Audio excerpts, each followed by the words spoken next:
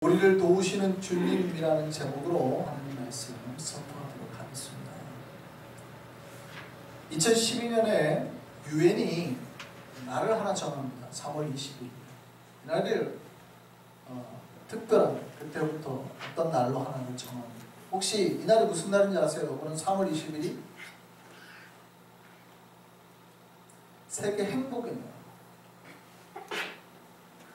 세계 행복의 날로 3월 20일을 정한 거예요. 특이하죠?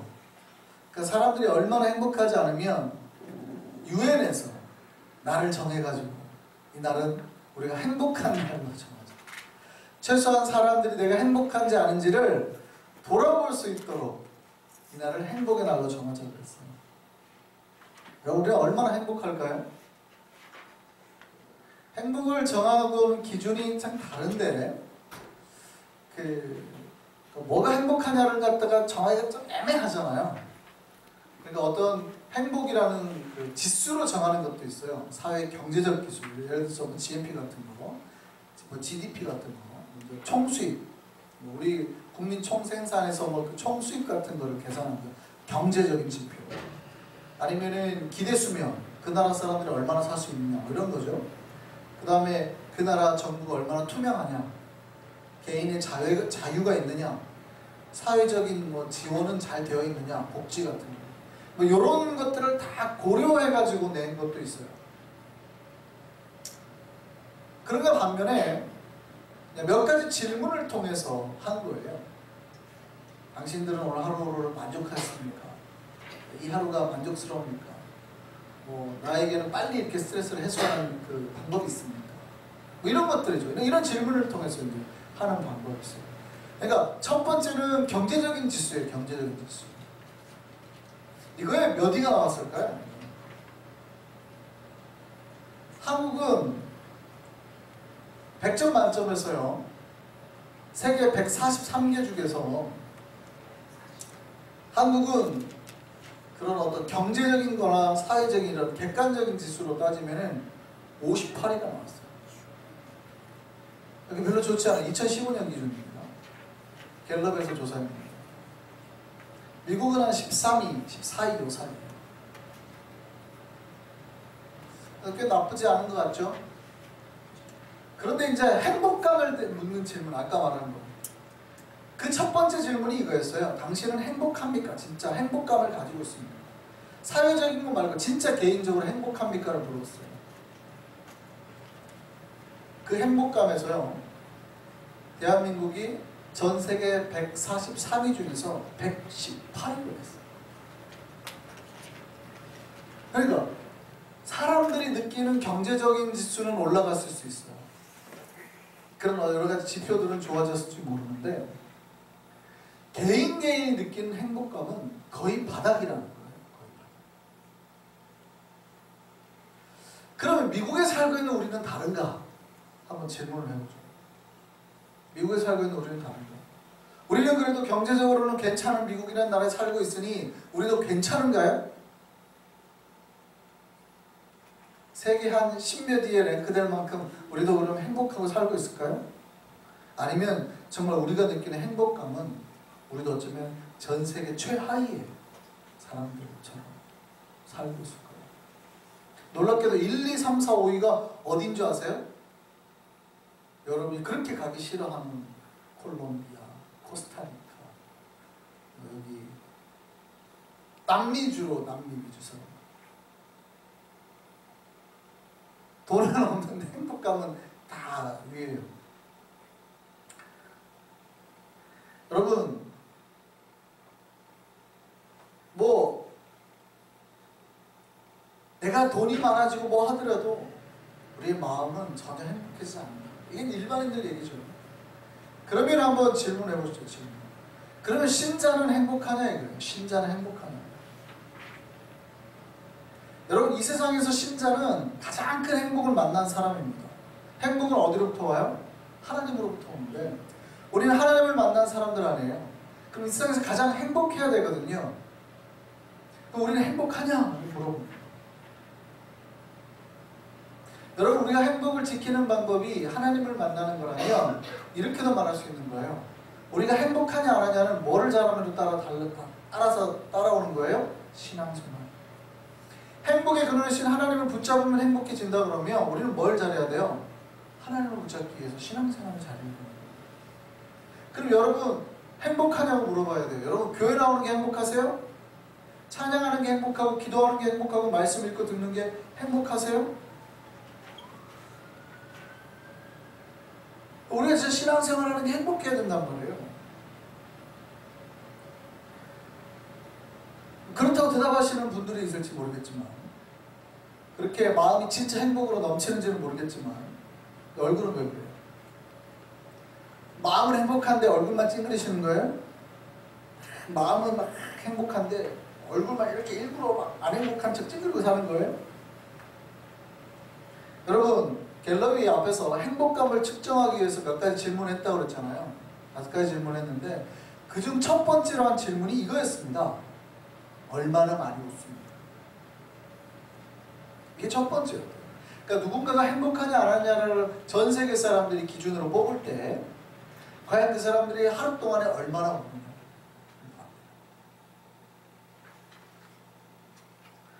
우리는 과연 얼마나 웃고 있을까요?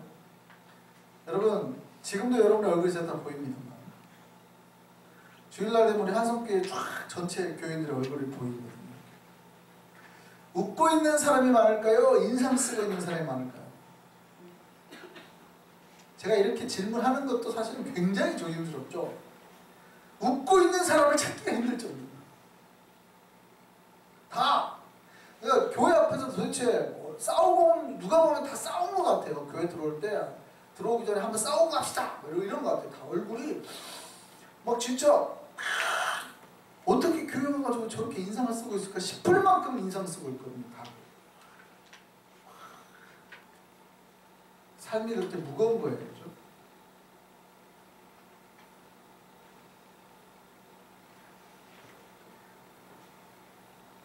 여러분 행복하기 위해서 하나님을 만나고 가장 행복한 장소라고 할 수 있어요. 하나님 만날 수 있는 장소입니다. 그런데 교회 왔는데 왜 그렇게 행복하지 못한 얼굴을 하고 있을까요? 앞에서 말한 것처럼 마음은 진짜 행복한데 얼굴만 안 그런 거예요. 말할 수 있어요? 마음은 진짜 행복해요. 얼굴만 그런 거예요. 제가 인상 쓰는 건데 얼굴만 그러고 마음은 그래도 굉장히 행복해요. 라고 말할 수 있는 거예요? 안 행복한 척 얼굴만 안 행복한 척 그게 아니에요. 여러분 드러나버려요. 그 이유는 이거예요. 이유는 첫 번째가 뭐냐면 우리가 행복을 느끼고 있지 못하는 증거. 우리가 행복을 느끼고 있지 못하는 증거인데 첫 번째는 행복의 근원이 하나님으로부터 왔다고 그랬잖아요. 그러면 그 하나님을 느끼는 그 감각들이 세포들이 점점 줄어들고 있다. 아니면 힘이 약해져. 만약에 우리가 행복을 느끼는 그 가지가 500개라고 생각해 보세요. 그러면 점점 줄어들어서 한 10몇 개? 한 5-6개밖에 안 남은 거예요. 그러니까 하나님으로부터 얻어지는 소소한 행복과 기쁨들이 삶에 충만 많아져야 돼요. 밥 먹다가도 갑자기 막 은혜를 느끼고 하나님 내가 이 밥을 이렇게 맛있게 먹고 느낄 수 있으면 얼마나 감사해요. 막 범사에 하나님께서 나에게 주신 은혜가 막 느껴져야 되는데 둔감해지는 거예요. 어제도 먹었던 밥 오늘도 먹고 내일도 먹겠지. 감사도 없고 만족도 없고 감각들이 세포들이 다 죽어가는 거예요. 무뎌지는 거예요. 그러니까 범사에 하나님에 대한 경험으로 충만해야 되는데 하나님에 대한 경험이 줄어드니까 하나님에 대한 확신도 약해지는 거예요. 내가 지금 먹고 사는 게 정말 하나님께서 주시는 건가? 내가 이렇게 잘 이렇게 누리고 사는 게 하나님께서 함께 하셔서 하는 건가? 라는 거에 대한 확신과 은혜들이 약해지는 거예요. 이러니까 영적 감각이 무뎌지고 행복에 대한 능력이 약화됩니다.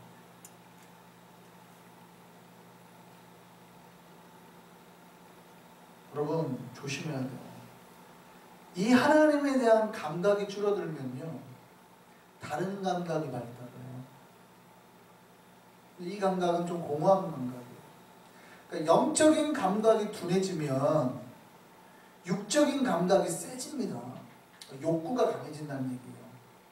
세상 욕심이나 욕구가 강해지고 영적인 감각이 둔해지면 이 육신에 대한 어떤 욕망의 감각은 굉장히 발달하게 되고 그거에 대한 안 보이던 것들이 보이기 시작합니다. 왜냐하면 불안해지는 거거든요. 뭔가 영적인 감각들로 충만했던 옛날이 있잖아요. 은혜로 충만하고 기쁨으로 충만하고 즐거움으로 충만했어요. 내 마음이 그럼 뭔가 꽉 차있는 듯한 느낌이 들어요. 여러분 돈이 없어도요 은혜가 충만하면 마음이 뭔가 벅차요. 벅차다는 말은 벅차요. 정말 뭐가 가득 차올랐다는 거예요. 벅차다는 거예요. 꾹꾹 차올랐다는 거예요. 꽉 차있다는 것이에요. 은혜가 충만하면 뭘 다른 걸 채울 필요가 없을 만큼 벅차요. 꽉 차요. 근데 은혜가 빠져나가면 공허해지기 시작해요. 그러면 사람들이 내가 기쁨이 없고 만족이 없고 뭔가가 사라지면 다른 것으로 채워야 된다고 생각해요. 근데 내가 왜 이렇게 요즘에 공허하지? 그러니까 그 채울 거를 찾는 거예요. 돈으로 갑자기 몰두하기 시작하고 혹은 음식을 탐하기 시작하고 과식을 하기 시작하거나 갑자기 왜 그래요? 그러니까 배가 지금 이렇게 부른데도 계속 먹는 이유가 뭐예요? 마음이 공허한 거거든요. 은혜가 없는 뭔가 지금 벅차올랐던 감정이 싹 사그라드니까 홀쭉해진 듯한 느낌이 드는 거거든요. 근데 밥을 먹었는데도 또 배가 고픈 것 같은 착각을. 그러니까 욕구가 이상하게 세지는 거예요. 다른 욕구들이.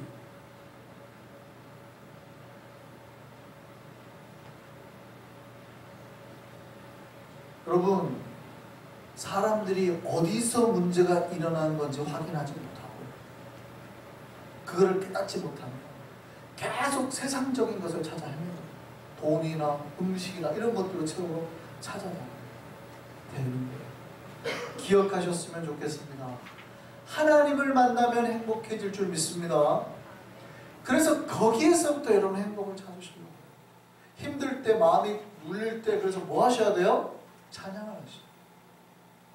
갑자기 없는 돈 세지 마시고 행복해지려고 갑자기 있는 돈 없는 돈 돈을 탁 모아가지고 1불짜리부터 100불짜리가 해가지고 돈을 막 세기 시작해요. 행복해져요? 천만원이죠. 그런 걸로 행복해지죠. 내가 뭔가 행복이 없는 것 같고 마음이 불안하면 찬양을 하셔요. 찬양. 기도를 하시고 예배를 드리고 그러면 다시 그 마음에 뭔가가 확 차오르고 그때 하나님께서 터치해가지고 내 마음에 은혜가 확 한번 와버리면 다시 성령이 충만케 우리 마음을 벅차게 채워주시고 그러면 또 입술에서 감사가 나오잖아요. 그러니까 돈이 없는 건 똑같은데 건강이 약한 건 똑같은데 갑자기 채워지니까 만족이 되고 감사가 나옵니다.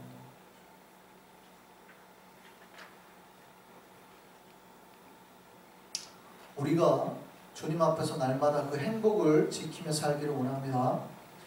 우리가 행복을 또 우리에게서 행복을 뺏어가는 게 있어요.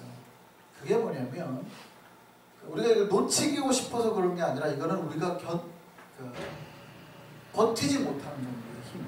예를 들어서 우리가 이기지 못한 어떤 고난이나 어려움 이런 것들이 이제 갑자기 또 올 때가 있어요. 그래 우리가 행복해도 갑자기 다가오는 고난은 쉽게 우리 행복을 또 뺏어가 버릴 수 있어요. 그래서 지혜 있는 신자는 내 인생에 고난이 올 수 있다는 것을 미리 알고 대비를 해야 됩니다. 내 영적인 건강, 육적인 건강에 대한 대비, 우리 가정에 대한 방어, 자녀와 자기 영혼에 대한 훈련, 특별히 영적 무장에 대해서 준비를 해야 됩니다. 여러분, 고난이라고 하는 것은 우리의 능력을 넘어서는 거예요. 우리의 능력 아래에 있는 것들을 고난이라고 하는 사람은 없습니다. 아예 고난이라고 인식을 안 해요. 여러분 그거 아세요? 우리 교회 여러분 주차장 들어올 때 사실 조금 턱이 있어요. 살짝. 그 턱이 있는 걸 아시는 분 있어요? 없죠? 운전하시고 오는 분들이 그 턱이 있는지 없는지 아마 별로 그걸 인지하지도 못하고 그걸 별로 경험해 보신 적이 없을 거예요. 왜냐하면 운전하고 들어오는데 그게 전혀 한 번도 여러분을 방해하거나 뭐 이게 있는지 없는지도 체감도 못하고, 그거를 고난이라고 생각하는 사람은 단 한 명도 없어요. 근데 만약에 그 턱이, 주차장 턱이 한 5cm에서 10cm 정도만 높아졌다고 생각해보세요. 갑자기 보면 여러분이 들어올 수 있을까요? 없을까요? 우리 교회에 몇 대 못 들어올걸요? 들어올 수 있는 차가 많지 않을걸요? 그러면 갑자기 어떻게 해요? 목사님 왜 이렇게 턱이 생겼어요? 컴플레인도 하고 이게 무슨 일이에요? 당황하고 이럴 거 아니에요? 고난이라는 게 별거 아니에요. 사실은 우리 인생에 고난이 없는 게 아니라 우리 인생의 삶에는 고난이 깔려 있어요. 내 능력으로 그게 극복이 되면 그걸 우리는 고난이라고 부르지 않고, 내 능력으로 이게 할 수 없거나 문제가 탁 막히면 그거를 우리는 다 뭘로 받아들이는 거예요? 고난으로 받아들이는 거예요. 별거 아니에요. 그냥 5에서 10cm만 높아져도 그냥 고난이라고 생각하는 거예요.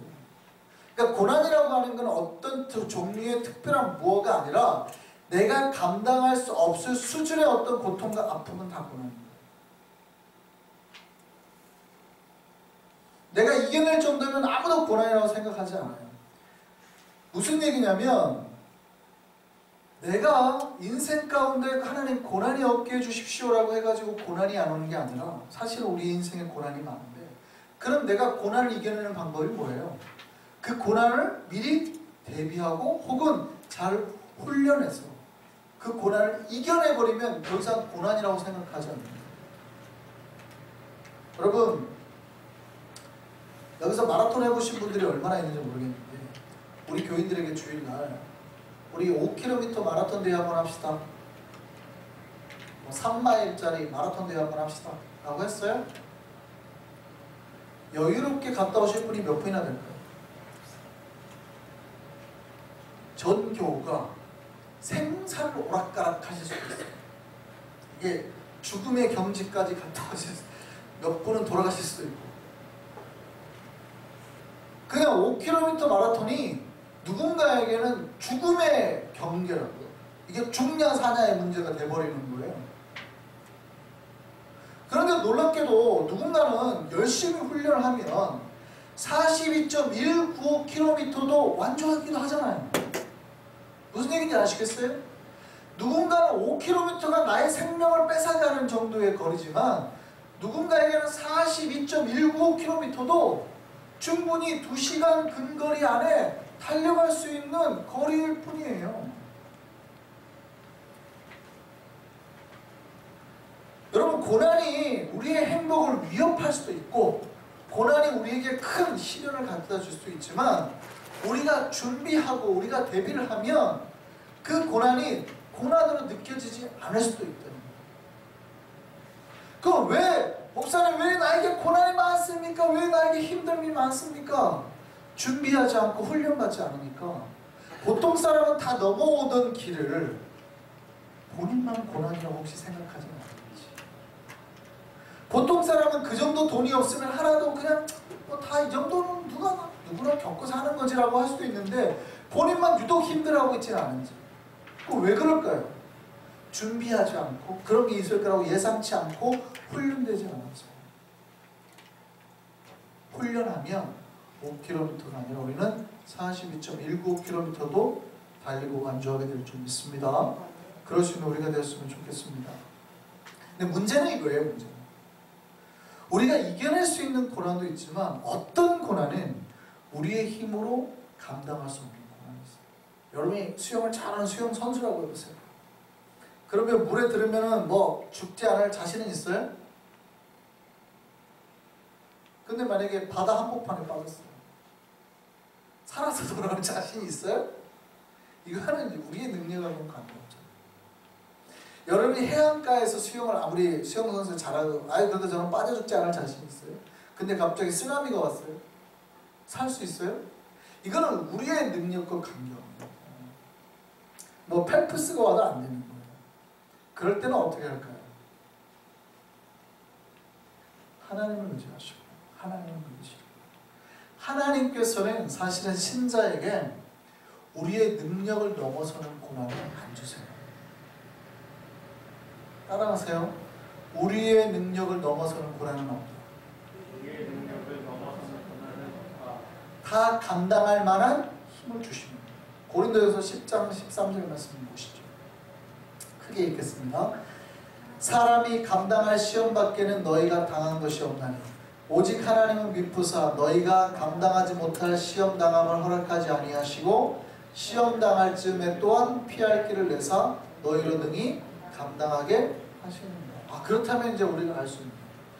그러면 사실은 우리가 감당하지 못하는 고난을 우리에게 주신 적이 없으신 거네. 그죠? 그럼 우리가 고난이나 시험 가운데 시험에 든 이유는 뭐예요? 우리가 뭐가 되지 않아서?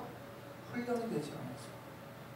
보통 사람들이 이 정도 수준에서는 넘어지지 않는데 나만 넘어지는 거는 하나님께서 나에게 과도한 시험을 주신 게 아니라 내가 뭐가 안 돼서, 준비가 안 돼서, 훈련이 안 돼서.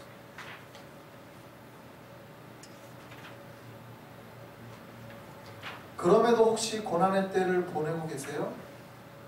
그러면 기억하시고 이 고난의 때 우리를 도우시는 분이 있어요.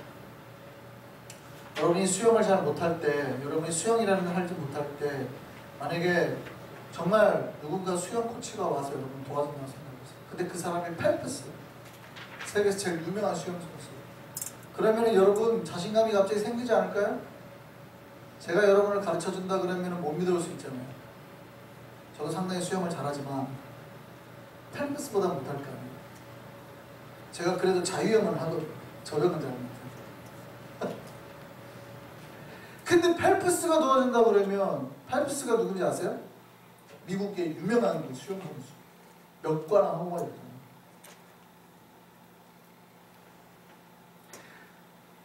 무슨 걱정이 있겠어요? 여러분, 우리에게 그런 거대한 도우미가 있어요. 그분이 예수님이세요. 오늘 본문을 다시 한번 읽어보시죠. 히브리서 2장 18절입니다. 그가 시험을 받아 고난을 당하셨은즉 시험 받는 자들을 능히 도우실 수 있는. 무슨 얘기입니까? 예수께서 시험을 받으시고 고난을 당하신 이유가 뭐냐? 바로 시험 받는 자들을 도우시기 위해서. 예수께서 우리가 시험을 받고 고난을 받고 있을 때 그냥 버려두지 않으시고 우리를 도우신다 이 말이에요. 우리가 고난에서 벗어날 때까지 함께 하시는 거예요. 우리를 도우시는 예수 그리스도를 기억하시기를 바랍니다. 그리고 빨리 고난에서 벗어나셔야 돼요.